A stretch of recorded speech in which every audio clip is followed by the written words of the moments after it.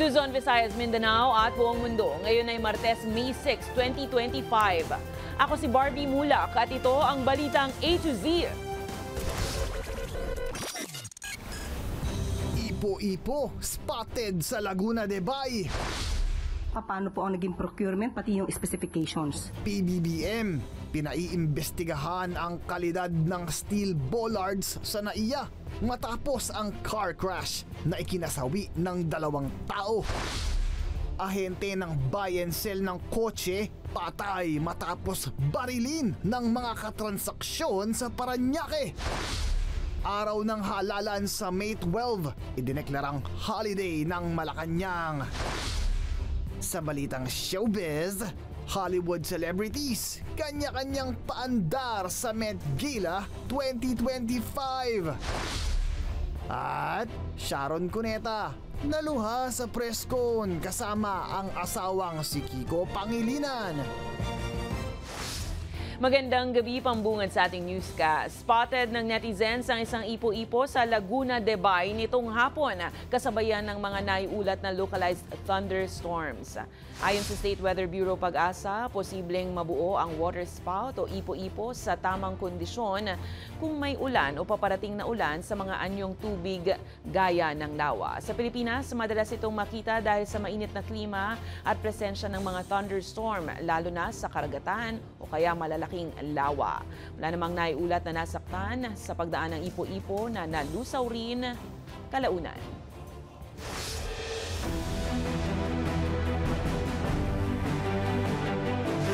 Pinaiimbestigahan na ni Pangulong Ferdinand Marcos Jr. ang ginamit na safety bollards sa NAIA matapos ang car crash na ikinasawi ng 2 tao. Ayon sa Manila International Airport Authority, 8 million pesos ang ginastos para sa mga bollards sa 4 na terminal ng NAIA na dapat sana ay para sa kaligtasan ng mga tao sa paliparan. Ang balitang A to Z ni Ace Cruz. Kinwestiyon ni House Assistant Minority Leader at Gabriela Party List Representative Arlene Brosas ang kalidad ng safety bollard sa NAIA Terminal 1 na nasira sa pagsalpok ng itim na SUV nitong linggo at kinasawi ng 2 tao, kabilang 4 na taong gulang na bata. Nagsisilbing proteksyon sa mga gusalyang steel bollards, partikular sa mga sasakyan. Hindi talaga dapat nagsusuffer yung buhay ng mga tao. No? We should save lives. Tapos kung yung mga infrastructure natin ay substandard, we should really question it. Kaya't pinaplano ng mababatas na maghain ng resolusyon para paimbestigahan ang nangyaring insidente. Hindi natin pwedeng pabayaan na okay lang na hindi pa imbestigahan. Kung may dapat managot, di ba? Dapat i-pursue din yon ng pamahalaan ngayon. Pinaimbestigahan na ni Pangulong Ferdinand Marcos Jr. ang naturang bollards. Paano po ang naging procurement, pati yung specifications? Yun po ay sa pag-uutos po ng Pangulo at ito po itutugunan kaagad-agad ni Secretary Vince Dizon. July 2019, sa panahon ni dating Transportation Secretary Arthur Tugade, inilagay ang steel bollards. Batay sa dokumento ng Manila International Airport Authority o MIAA, 8 million pesos ang halaga ng steel bollards mula sa contract enterprises para sa 4 na terminal ng NAIA. Nauna nang napuna ni Transportation Secretary Vince Dizon na mahina ang pagkakakabit sa mga ito. Makikita mo kagad dun sa bollard na baligan na hindi siya ganun katibay, obviously, nakalusot. Ang purpose na ng bollard is really kailangan doon na huminto yung Kung si Federation of Philippine Industries Inc. Chairman Jesus Aranzan tatanungin, ayaw anyang sabihing substandard ang mismong bollard dahil posibleng sa installation may pagkukulang. Kung ganun lang kaiksi ng pagkabaon, ano ba yung dekorasyon? You may have a good material, but you did not follow your construction method. Sa pahayag ng New NAIA Infrastructure Corporation, in-audit ng lahat na naka-install na bollards para masigurong maayos ang pundasyon ng mga ito. Babaguhin din nilang kasalukuyang passenger drop-off layout sa Terminals 1 at 2 departure areas para maiwasan ang ganitong insidente. Para sa balitang A to Z, Ace Cruz. Samantala, sa kaugnay na balita na ipaalam na sa ina ng 4 na taong gulang na batang nasawi sa NAIA car crash, ang kalunos-lunos na sinapit ng kanyang anak. Ayon sa ama ng batang biktima na si Danmark Masongsong, hindi nila matapos-tapos ang paglalahad sa asawa niyang si Cynthia ang nangyari. Mababatid na isa si Cynthia sa mga lubhang nasugatan sa car crash sa Paliparan. Pero bago pa man ito, may ideya na raw si Cynthia sa nangyari sa anak dahil may malay pa umano siya ng isakay sa ambulansya. Humingi na lang ng kumpirmasyon ng ina matapos ang kanyang pagkaka-ospital.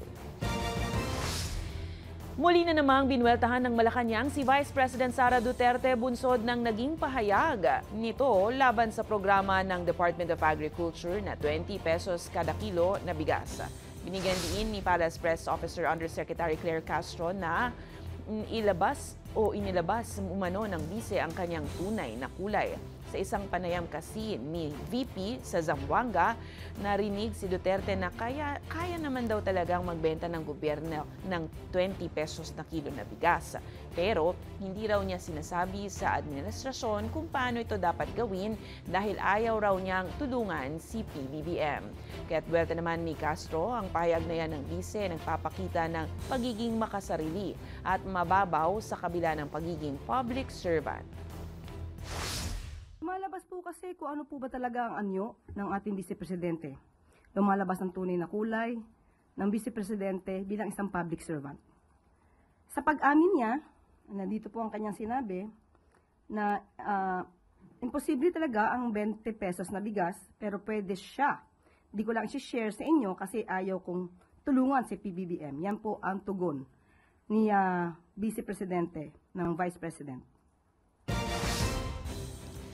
Patay ang isang ahente ng buy and sell ng kotse matapos barilin ng kanyang mga katransaksyon sa Parañaque City.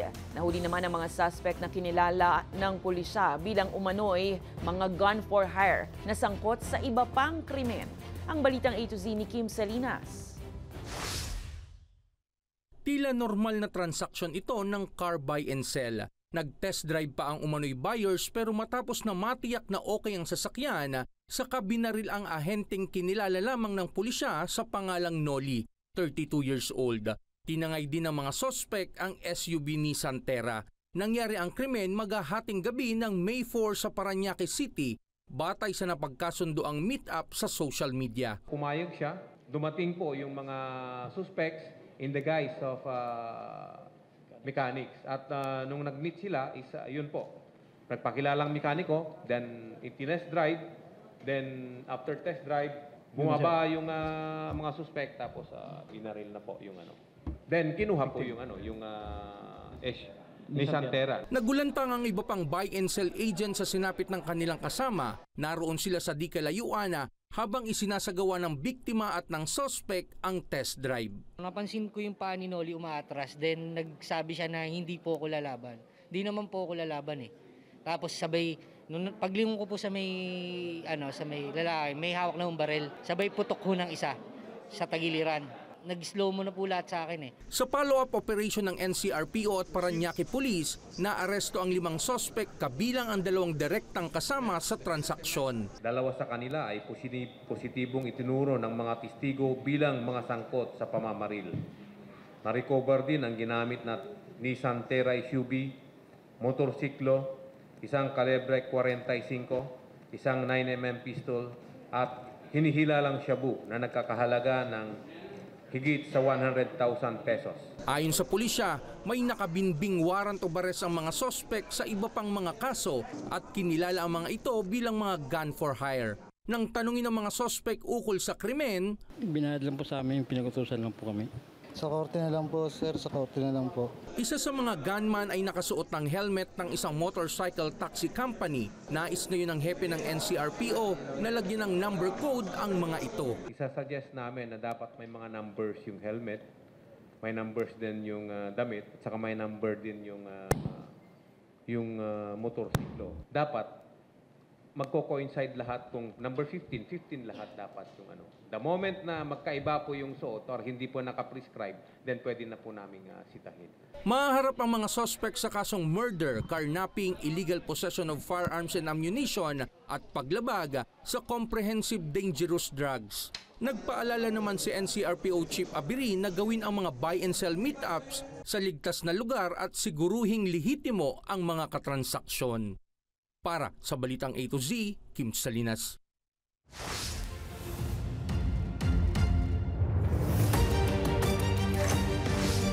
Hashtag walang pasok sa darating na Lunes sa 12 ng Mayo, araw ng halalan. Opisyal na ngang idineklara ng Malacanang bilang special non-working holiday ang araw ng national at local elections para mabigyan ng pagkakataon ng lahat na lumahok sa halalan. Tinatayang nasa 68 million na rehistradong botante ang inaasahang magtutungo sa mga voting precincts nationwide para pumili ng kanilang susunod na mga lider. Magbubukas ang botohan mula alas 7 ng umaga at magsasara naman ganap na alas 7 ng gabi. Pero ang mga senior, PWD at buntis, una yan sa pila at pwedeng makaboto ng alas 5 pa lamang ng umaga.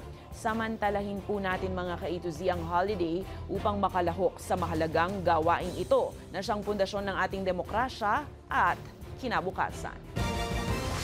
Nais pag-aralan ni Vice President Sara Duterte ang kalalabasan ng halalan sa May 12 upang makabuo ng estratehiya para sa national elections sa 2028. Pero pag nilinaw ng bise, hindi pa raw siya nakakapagdesisyon kung pagbibigyan niya ang mga nananawagan sa kanya na tumakbo bilang Pangulo. Sinabi rin ni VP Duterte na ang magiging resulta ng halalan na hindi makakaapekto sa kanyang desisyong tumakbo o hindi bilang Pangulo sa 2028. Pero ang paparating na halalan sa May 12 ay makatutulong sa bise upang makapag-isip ng mga estratehiya sa susunod na halalan.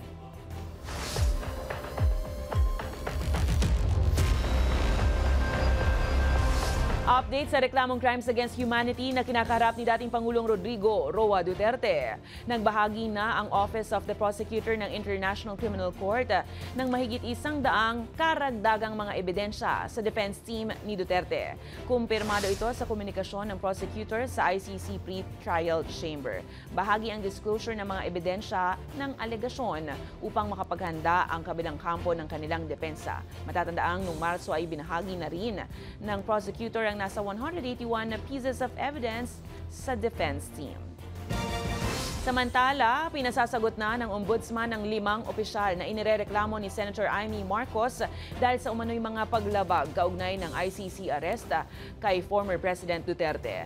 Binibigyan ng 10 araw ng ombudsman sina Justice Chief Jesus Crispin Remulla, Interior Chief John-Vic Remulla, PNP Chief Romel Marbil, PNP CIDG Chief Nicolas Torre at Special Envoy for Transnational Crimes Marcos Lacanilao upang magsumite ng kanilang counter-affidavit. Ilan sa reklamo ni Senator Amy sa mga respondent ay ang anyay arbitrary detention, grave threats at grave misconduct.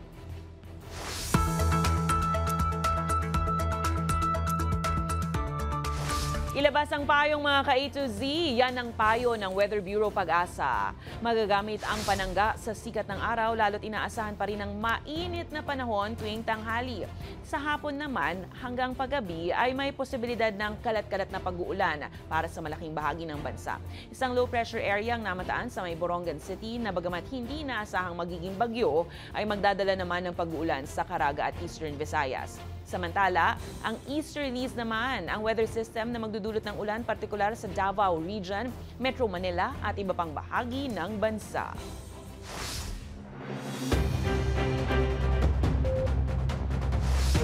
Good news po, bumagal sa 1.4% ang inflation rate sa Pilipinas ngayong Abril ayon sa Philippine Statistics Authority.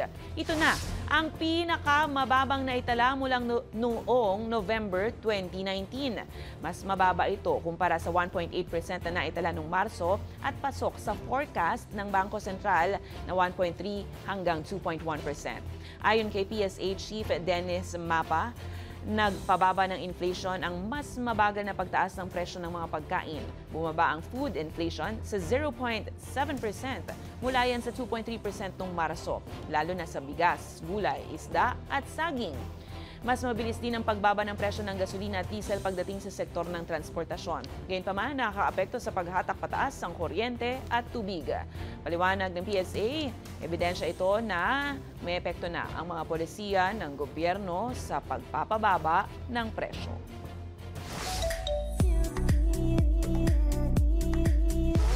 Tumulak na pa India si Miss World Philippines 2024 Krishna Gravides para irepresenta ang Pilipinas sa 72nd Miss World Pageant sa May 31st. Suot ang kanyang gold na departure dress na may nabordang mensahe na Pilipinas, dala ko ang pangarap, pag-asa at pag-ibig mo, nagmamahal Krishna. Kumpiyansa si Krishna at handa sa pagrepresenta ng bansa sa patimpalak. Nagpasalamat din ang beauty queen sa mga patuloy na sumusuporta sa kanyang laban. I feel 100% ready going to India and representing the Philippines. We've been preparing for months, me, my team, and the whole Filipino community has been beside me ever since. Isa lamang ang gusto kong ipakita sa buong mundo bilang Miss World Philippines, and that is the essence of a Filipino. We are very compassionate and we are very resilient. Susunod, huling batch ng mga balotang nasa mahigit 7.5 million sinimulan nang i-deliver sa iba-ibang LGU sa NCR. At isang truck ng COMELEC na naghatid ng election paraphernalia sa Bukidnon nahulog sa bangin. Isang trabahante nasawi. Abangan ang kumpletong ulat sa pagbabalik ng Balitang A to Z.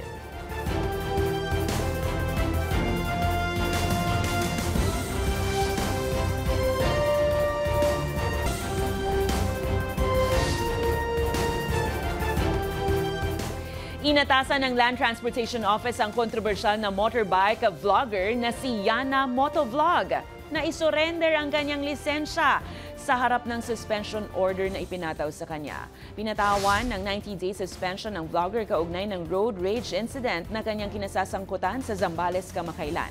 Sa video na mismong si Yana ang nagpost, kita ang pagmumura niya sa nakaalitan niyang driver ng pickup truck. Present sa LTO hearing kanina ang driver ng pickup truck na desididong ituloy ang reklamo kontra sa vlogger. Habang no-show naman si Yana na ayon sa kanyang abogado ay dahil sa umano'y mga banta at insultong natatanggap. Bukod sa driver's license ni Yana, pinapadala rin ng LTO sa susunod na hearing sa May 8 ang kanyang motorsiklo upang ma-inspeksyon.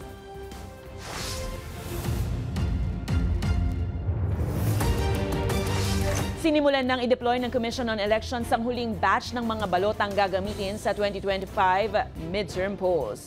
Tiniyak naman ng komisyon na mapayapang maihahatid ang lahat ng ito kahit pa may mga napapabalitang nagpapanggap na kanilang staff. Ang detalye sa Balitang A to Z ni Naomi Almojano. Pasado alas 5:30 ng umaga ngayong Martes, bulto-bultong opisyal na balotang kinarga ng Commission on Elections mula sa National Printing Office sa Quezon City. Sinimula na kasing i-deploy ang nasa mahigit 7.5 milyong piraso nito sa local government units ng National Capital Region. Ito na rin ang huling batch ng balotang i-deploy bago ang 2025 midterm elections sa darating na Lunes. Yung ibang rehiyon ay na-distribute na natin, nasa mga treasurer's office na ng mga munisipyo at syudad. Unang hinatira ng balotang mga LGU ng Caloocan, Marikina, Pasig, Valenzuela, Quezon City, Malabon, Navotas at San Juan. Bukas naman, Miyerkules, May 7, nakatakdang i-deliver ang mga balota ng Muntinlupa, Municipality of Pateros, Taguig, Manila, Makati, Pasay, Las Piñas, Mandaluyong at Parañaque. Mabusisi ring sinelyuhan ng komisyon ang mga truck na pinaglagyan ng mga balota para masigurong ligtas ito at maayos na matatanggap ng mga electoral board bago i-distribute sa mga guro. Mangyayari ang distribution, kalimitan ay Sunday o kaya hanggang Lunes ng maagang-maaga madaling araw upang dire-diretso na ang mga guro papunta sa kanilang mga istasyon o presinto kung saan sila naka-assign. Hinikayat din ng komisyon ng mga political party, mga kandidato, interest groups at citizens arm na magpadala ng representative sa opisina ng kanilang local treasurer. Ito'y para masaksihan ang delivery ng mga balota at matiyak na walang dayaan o lamangang nangyayari.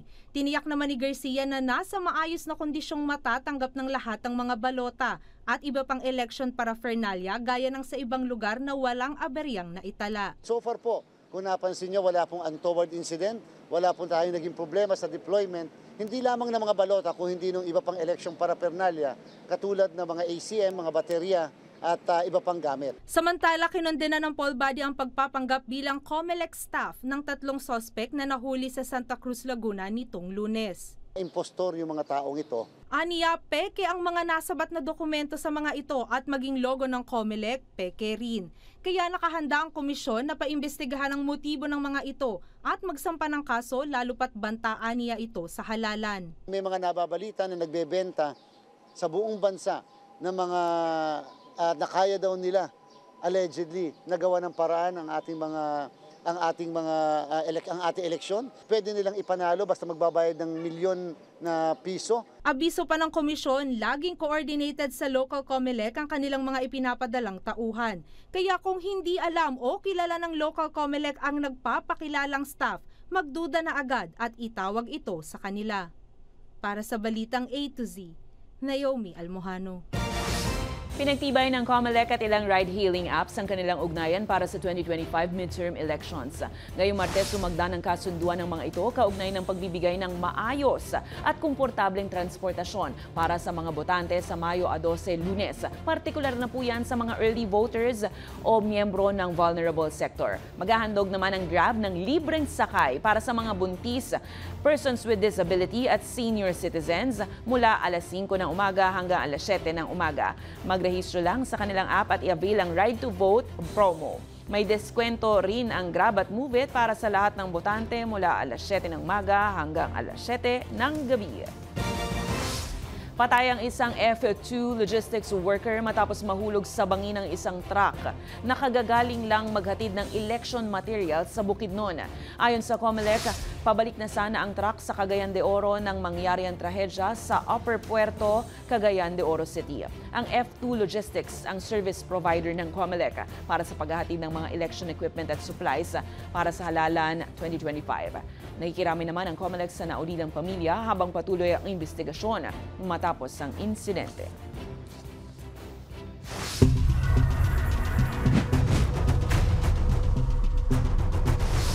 Nagsalita na ang negosyanteng nagsampa ng reklamo laban kay 1st District Representative Paulo Duterte. Ito ay matapos questionin ang timing ng kanyang reklamo. Nagsampa ng physical injuries at grave threats si Criston John Patria laban kay Pulong matapos siyang bugbugin at pagbantaan umano ng kongresista na nahuli rin sa CCTV footage ng isang bar.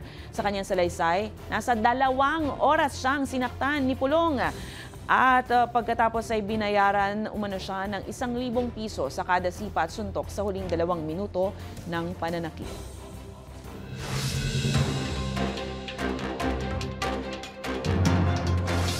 Aprobado na ng COMELEC ang extension ng enrollment period para sa internet voting ng mga overseas voters mula May 7 hanggang May 10. Sa kasalukuyan, nasa 200,000 botanteng OFWs ang nakapagparehistro na para sa pre-voting enrollment system mula nang buksan ang registration period noong March 20. Samantala, naghain naman ng disqualification petition ng COMELEC Task Force SAFE laban sa Silang Cavite Mayoral Bet na si Alston Kevin Anarna. Kasunod ito ng maling biro sa mga solo parents sa kasagsagan ng kanyang pangangampanya kung saan sinabi nitong ipararaffle umano ang mga balong lalaki at babae.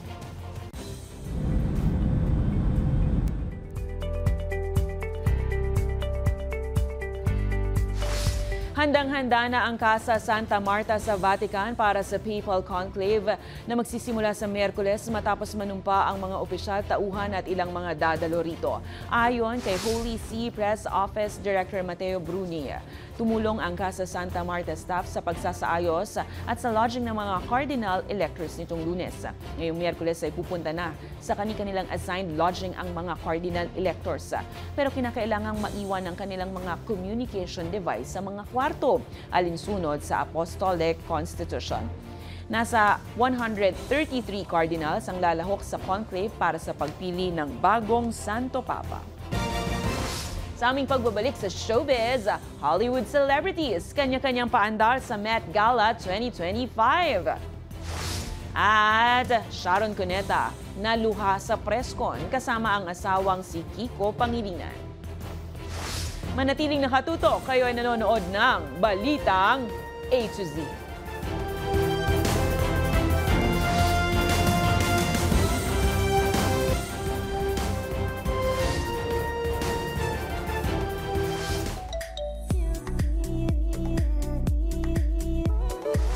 Pasiklaban ng Hollywood celebrities nang rumampa para sa 2025 Met Gala sa New York. At megastar Sharon Cuneta, bakit nga ba napaiyak sa harap ng madla? Ang detalye sa Balitang A to Z Showbiz ni Lane Garcia. Star-studded ang mga dumalo sa tinaguriang fashion's biggest night sa Hollywood, ang Met Gala 2025. Tema sa taong ito, super fine tailoring black style, kung saan bida ang iba't ibang ideas and creatives ng mga designers para magpasiklaban at sumakses sa greatest fashion show. Inabangan ng lahat ang patalbugan ng mga celebrities sa outfit. Present dyan ang global pop superstar na si Rihanna wearing her black suit na may kasamang pag-flex sa kanyang baby bump. Pretty in pink naman ang singer-songwriter na si Shakira. Hindi naman kumpleto ang attendance kung wala ang K-pop stars na sina Lisa, Jennie, at Rosé ng Blackpink na isa-isa ring rumampas sa red carpet. Agaw pansin rin ang Hollywood singer na si Diana Ross para sa kanyang eleganteng 18-foot train na white gown symbolizing her 5 children and 8 grandchildren. O diba? Ang bongga! Hinintay naman matapos ng young actress and singer na si Zendaya ang pagrampa ni Diana Ross to respect someone who is legend in Hollywood showbiz. Habang winner naman ang pa-face card peg ng model na si Hailey Bieber. Head-turners din sa pagrampa ang mga sikat na international artists and models na sina Miley Cyrus, Gigi Hadid, Kendall Jenner, Sabrina Carpenter at marami pang iba. Ang Met Gala ay isang annual fundraising gala para sa benefit ng Metropolitan Museum of Art's Costume Institute. Bakit po ba ayaw yung iboto sa Kiko? Ano po yung mga doubts ninyo? Kasi lahat ng kasinungalingan na nilalabas against him, may resibo kaming katapat. Samantala, emosyonal at ilang beses napaiyak si megastar Sharon Cuneta nang humarap sila ng kanyang asawang si Kiko Pangilinan sa members ng entertainment media nitong Lunes, May 5. Magkakasabay humarap sa madla sina Mega at Kiko kasama ang Regal Entertainment producers na sina Rosel Monteverde at Keith Monteverde bilang pagsuporta sa kandidatura ng dating senador. Ayon kay Shawi, nasasaktan siya sa mga fake news na binabato sa kanyang asawang si Kiko. Pagkakaganda pa ng intensyon mo, pagkaayos-ayos mo ng puso mo, natatalo ka ng fake news, tsaka budget na pinag-bilog ng ibang kandidato na wala namang kami. Lahat ng meron kami pinahirapan namin dalawa. Ayon pa kay Mega, sobrang blessed nga daw niya dahil binigyan siya ng asawang hindi siya sasaktan at mabuting ama sa kanilang mga anak. Sa huli, nagpasalamat rin si Shawi sa mga celebrities na voluntaryong sumuporta sa kandidatura ni Kiko. Samantala, present rin sa naturang event sina Iza Calzado at stage actor Fee na nagbigay ng suporta sa kampanya ni Kiko Pangilinan para makabalik sa Senado. Para sa Balitang A to Z Showbiz, Lane Garcia.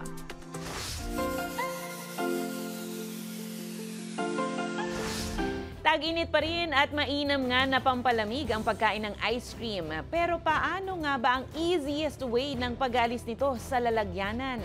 Halika, silipin natin ang kanilang tip.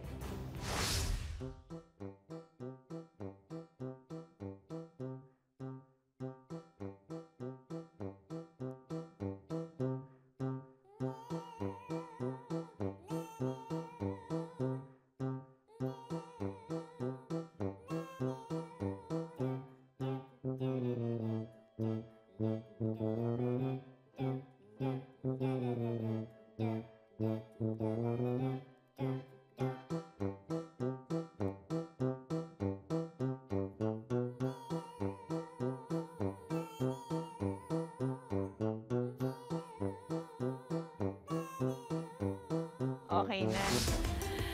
Kung kayo po ay may kwentong kakaiba, mga kwento ng pag-ibig o storya ng inspirasyon at pag-asa, maaari itong ibahagi, sumali sa ating Facebook group na Balitang A to Z. Panoorin ang replay na ating programa at sundan ang ating social media pages, hanapin ang Balitang A to Z. Ang ating pabaong quote of the night ngayong Martes ay mula sa isang statesman at writer na si Benjamin Disraeli. Ang sabi niya, iisa lang ang tungkulin ng kapangyarihan, ang tiyakin, ang kapakanan ng taong bayan. At yan ang mga balita at impormasyon, mga kwentong may dalang inspirasyon na tinutukan ng Balitang A to Z. Ako si Barbie Mulak, maging maalam, makialam. Magandang gabi sa iyo, Pilipinas!